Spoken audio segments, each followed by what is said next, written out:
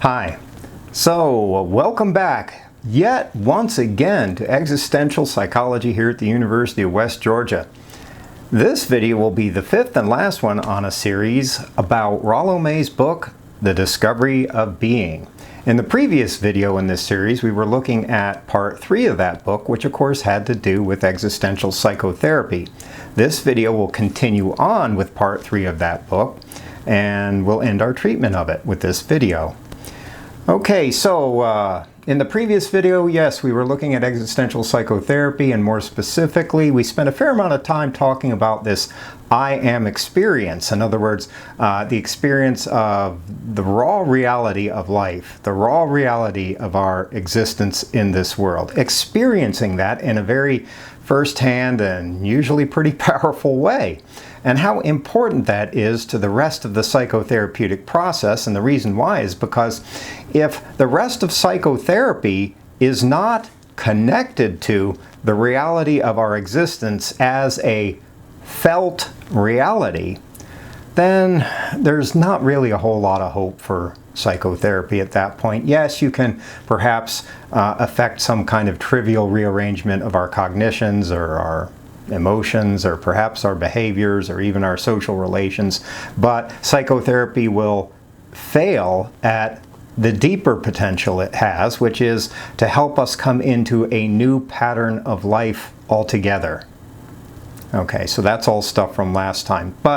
Here's some new stuff. So, aside from the I am experience, what else is there to this existential approach to psychotherapy? Well, existential psychotherapy also aims at cultivating something like authentic existence. Okay, so that sort of begs an obvious question. What is authentic existence? Well, basically, this is an idea taken from this philosopher whose name I keep mentioning, and we'll treat him in more detail later in the semester, Martin Heidegger. Okay, so this is an idea from his most famous book, which is Being in Time, 1927. So, according to Heidegger, authentic existence or authenticity has to do with living toward our ownmost potentiality for being. And that may seem like a pretty kind of weird and obscure type phrase, but basically what it means is that each one of us has a fairly broad range of possibilities that we could possibly live toward in this life, right? Every human being has this pretty broad range when you think about it. Normally we don't like to think how broad that range is because it makes us feel a little queasy and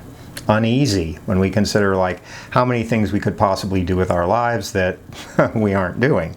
But at any rate, each of us has a very broad range of possibilities. Now, within that broad range would be something like your ownmost is the word used in translation, but because that's a pretty antiquated word, think of it this way, like sort of the deepest, most powerful, most luminous thing you could possibly be in this lifetime. The possibilities which, if you were to move toward and begin to actualize, to begin to make real, would eventuate in a life that would be the most interesting, powerful, poetic, brilliant life you could possibly live out, given that you are who you are. All right? So, heading toward being all that we could be in this life. And of course, that varies a lot from person to person, all right? And part of the reason why is because, well, you know, our personal constitutions vary pretty much, you know, like we all have different constellations of talents and abilities and desires and so on and so forth. But within that range, for each and every one of you listening, and for me too, there would be something like the deepest, most authentic way we could possibly have of existing.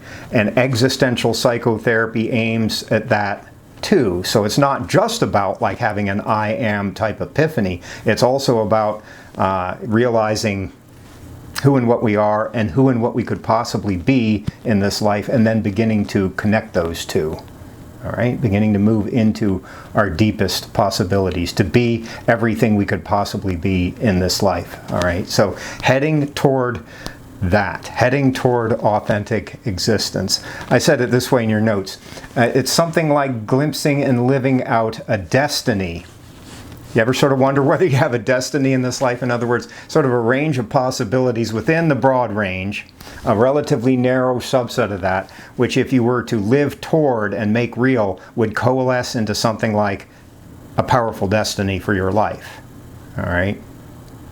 So it's like that. The last thing I said, which maybe I should make note of, except that it also has to be chosen actively. Here's the thing about destiny. People don't often appreciate this. Often people think that destiny is something you can't help but fall into, something you can't help but be. And from an existential point of view, and I'm going to take this a little bit indirectly from Martin Buber, another one of these thinkers we'll be encountering this semester. Here's the real meaning of destiny. Destiny chooses you, that's true, but you also have to choose it. Okay, so I said that a little fast, so let me repeat it, right? Destiny chooses you, but you also have to choose it to make it real.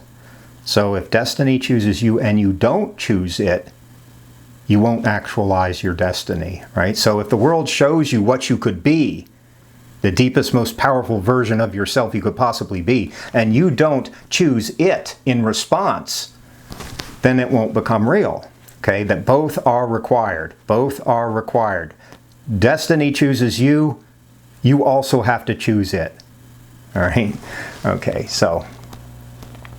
All right, let's see what the next idea is. Okay, so however, the I am experience can also show us, usually more quickly than more slowly, how often it is that we don't do that. We don't do that a lot of the time. A lot of the time, what are we doing most of the time?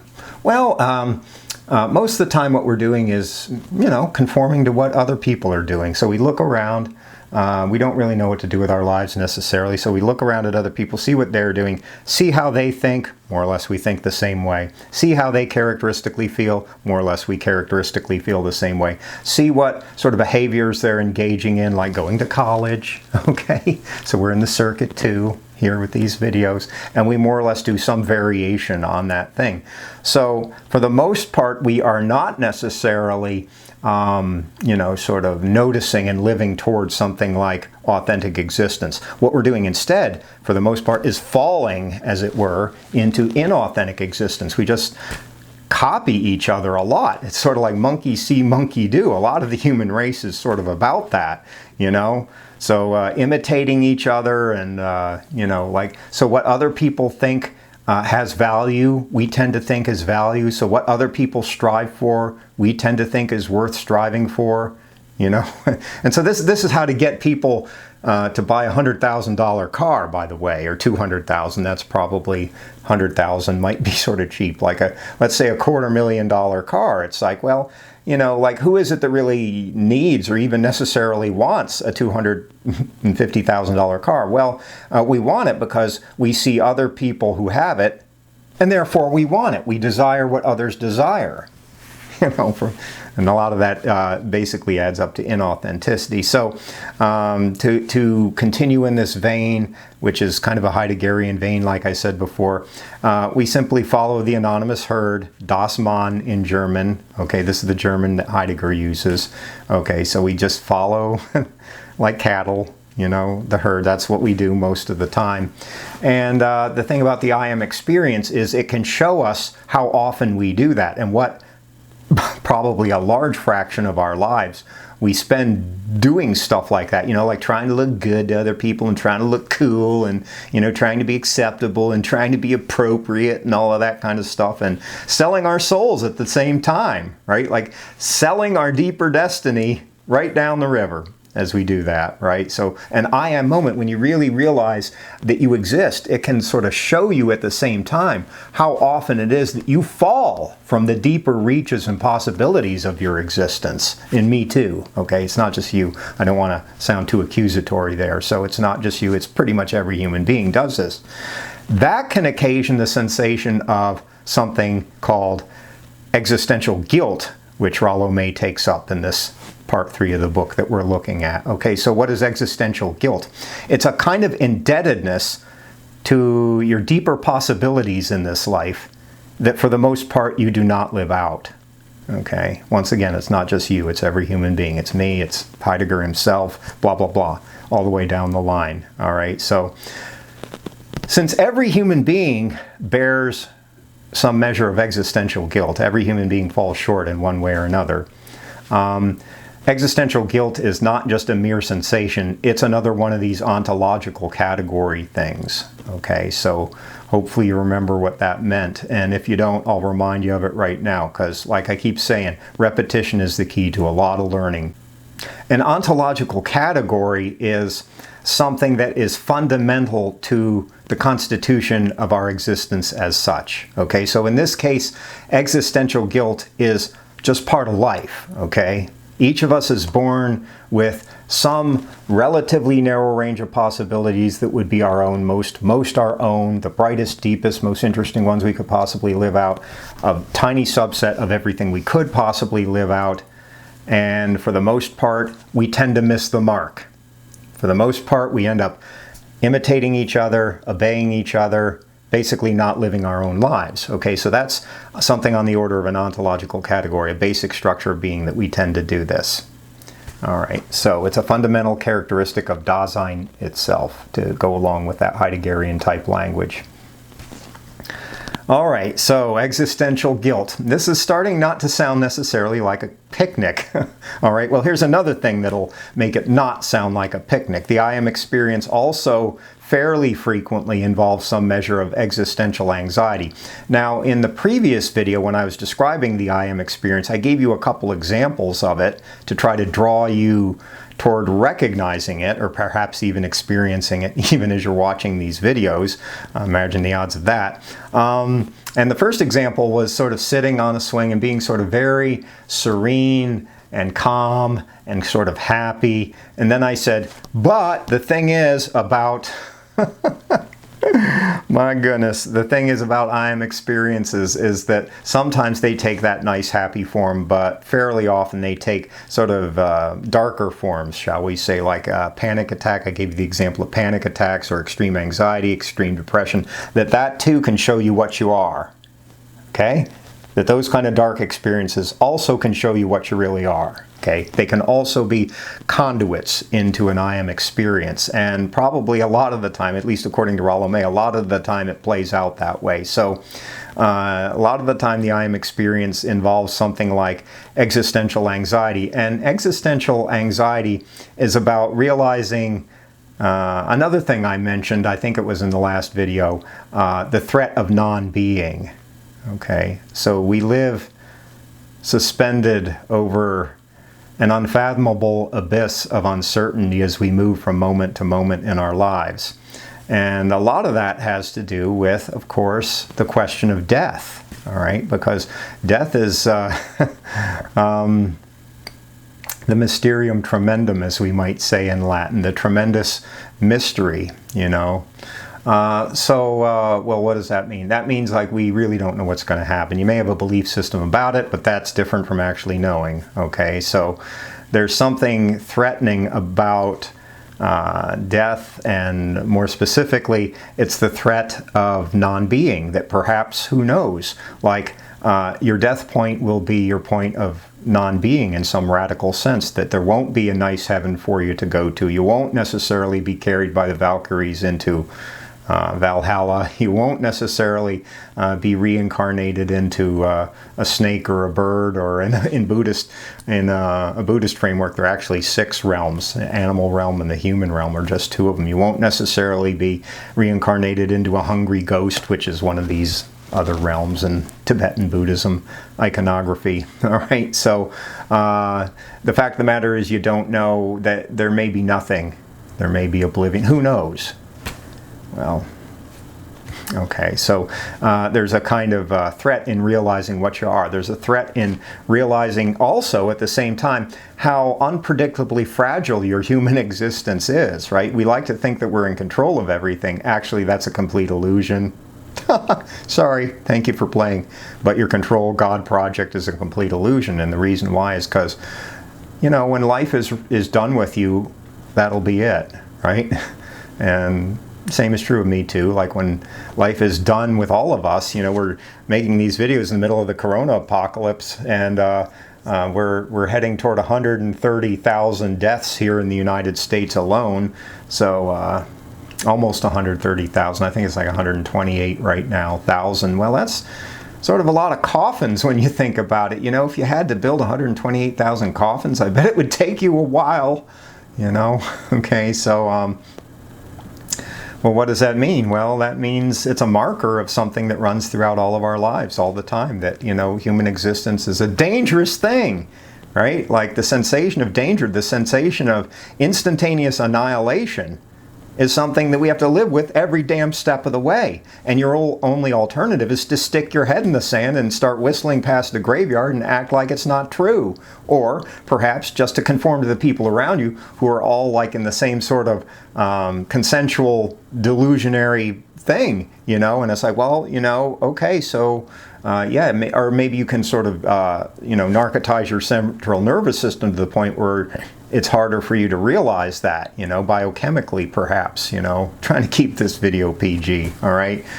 So, well, if that's your only alternative, is that really desirable? Well, here's another thing, like maybe it's desirable to be real every now and then. I know, it's a weird thought. I know, right? So, yeah, it might be okay for you to be real about your existence, real about your mortality, real about the fragility and unpredictability of, be real about the fact that you're suspended over an unfathomable abyss every single moment of your existence, including this one when you're watching the video, by the way. It's okay to be real. I think the universe can handle it. I could be wrong. Maybe it'll all implode. It's like, well, I guess there are worse fates, and maybe one of the worst fates is never to be real. Live in a damn fantasy world, utopian little fantasy world. Oh, utopian little fantasy world. Nice sugar-coated everything like Pop-Tarts and Kool-Aid and unicorns and lollipops and well, you can get sick of that. All right. So, just like existential guilt, existential anxiety, if you haven't figured it out yet, another ontological category. Yes. My goodness, you are getting the hang of this.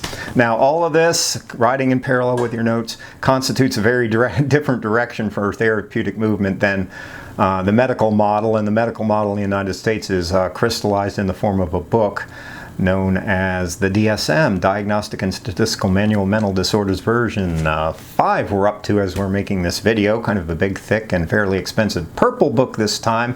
Each version of it is colored a different color. We're up to purple. Makes us feel a little bit royal, perhaps. I thought it'd really be cool if they had like that sort of like gold edging on the on the side with little tip-ins, perhaps, into the different chapters.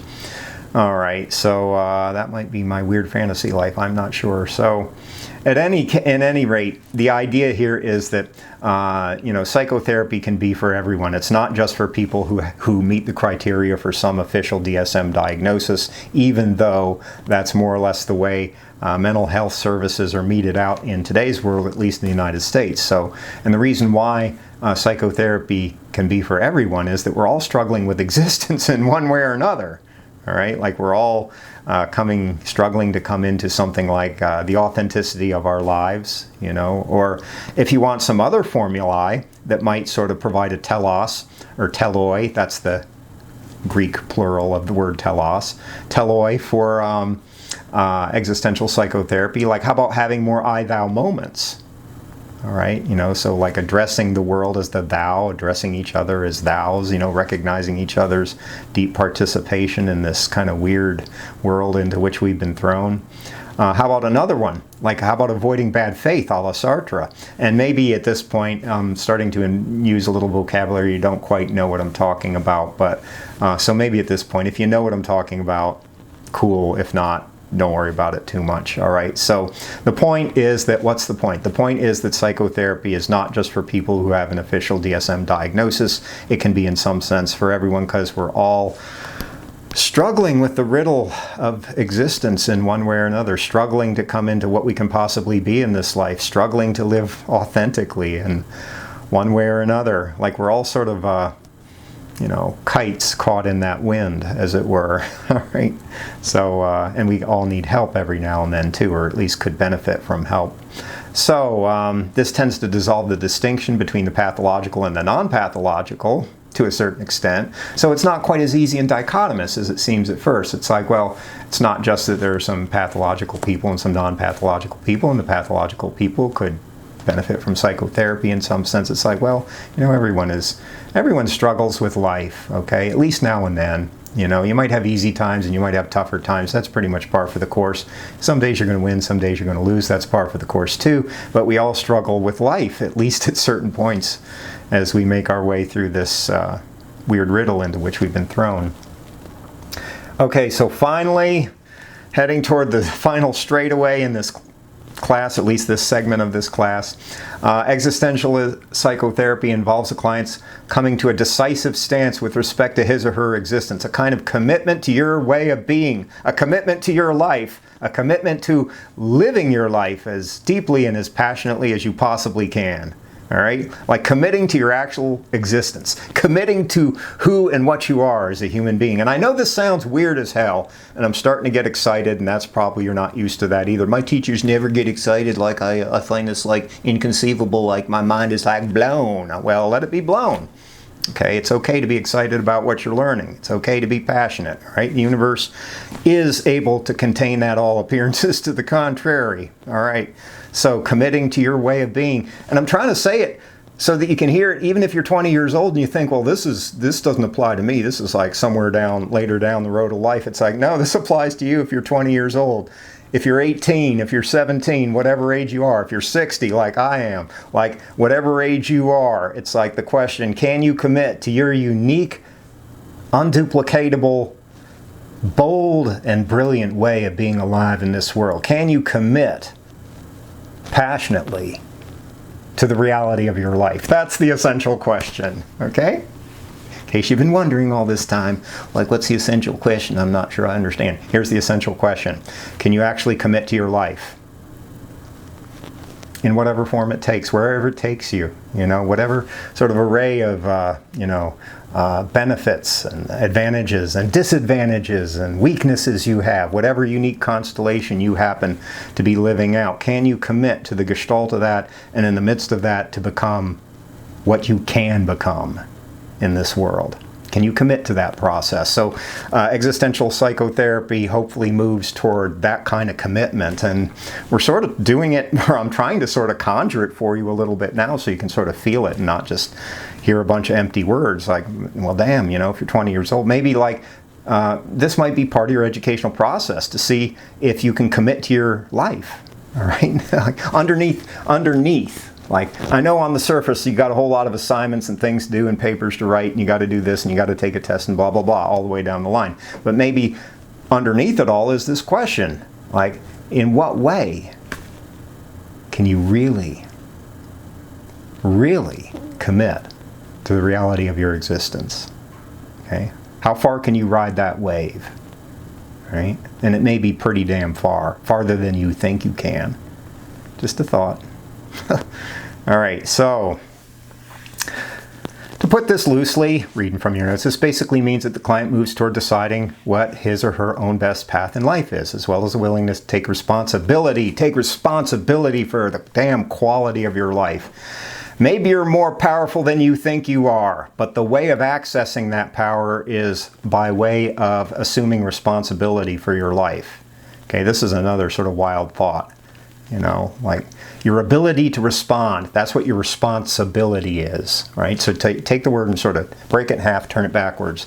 Responsibility is, underneath everything else, really just your ability to respond to life, right? So if you don't learn to respond to life, probably you're never going to really commit to who and what you are and to who and what you can be in this life. You have to learn that lesson of responsibility. And I know I'm shifting the meaning of that word a little bit from what you're used to hearing it as, but there's deeper meanings to it than what you're used to hearing, okay? So a willingness to take responsibility for the quality of your life. So here's something I sometimes bring up in this videos, and maybe I've said it before, if so, pardon me.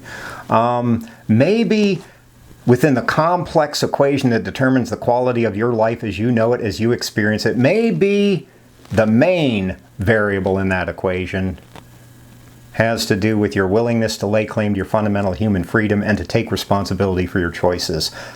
There are other variables. I'll give you that. There are all kinds of other variables. Life is a complex freaking equation, all right? But maybe the main variable has to do with this thing we're talking about, like your ability to commit to your existence, your ability to assume responsibility for your freedom and for your choices and for what you make out of your life. Maybe that's where your deep empowerment lies. And the rest is just one form of enslavement or another. Be enslaved to what other people desire. Enslaved to what other people tell you gotta be. How they tell you gotta think. How they tell you gotta feel. And they're telling you that all the time, by the way. Usually more implicitly than explicitly. And if you need a reminder of that, I suggest you turn on your TV sometime. Because there's all kinds of ways that your TV tells you how to live, how to perceive, how to think, how to value, and so on and so forth.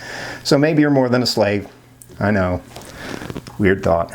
Okay, so existential therapy is about helping the client recognize and own a kind of power inherent in his or her being, and about a kind of willingness to live accordingly.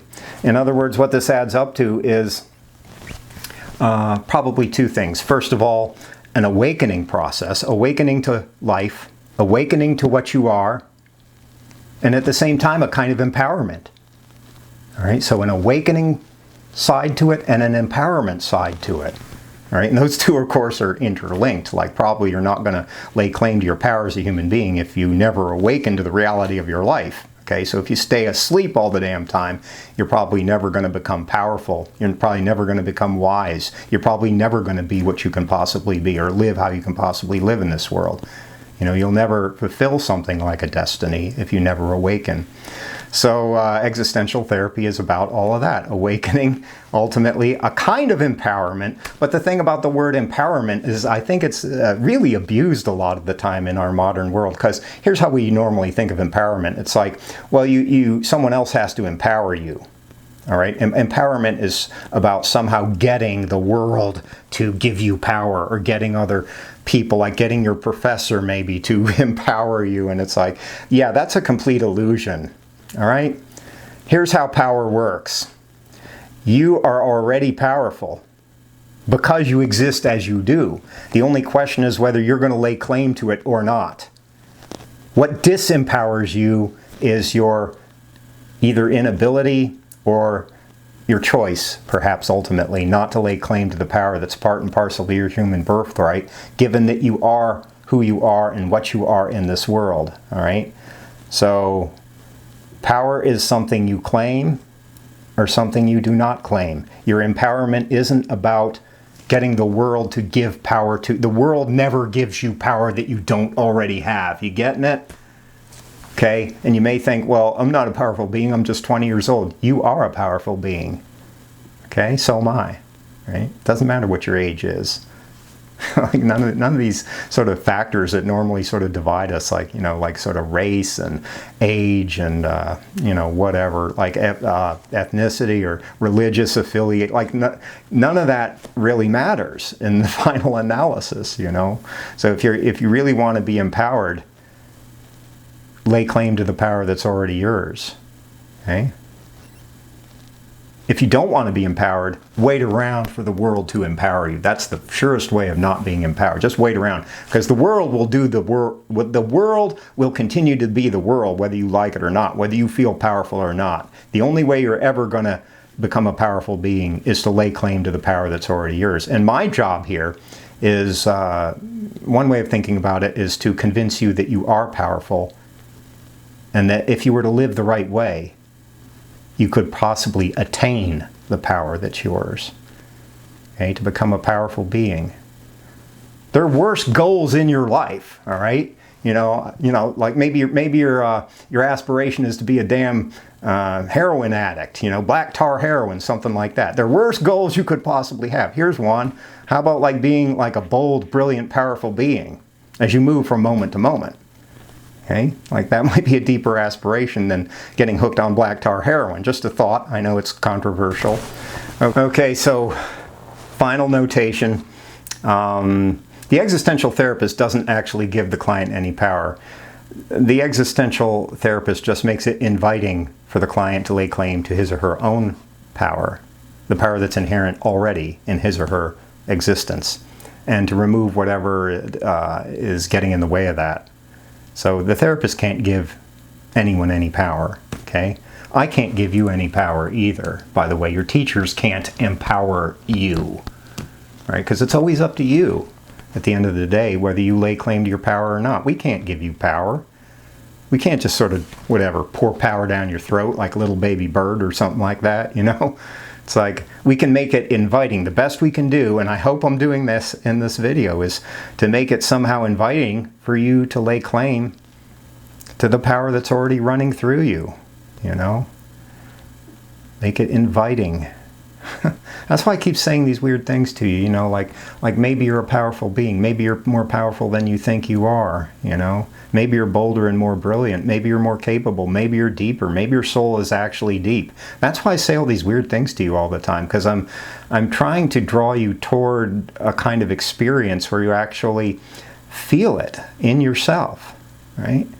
So you feel life moving through you, you know? So in all of its glory, all of its splendor, all of its terror, moving through you like a mad, ravening river, moving through the bloodstream, right? Moving through your bloodstream.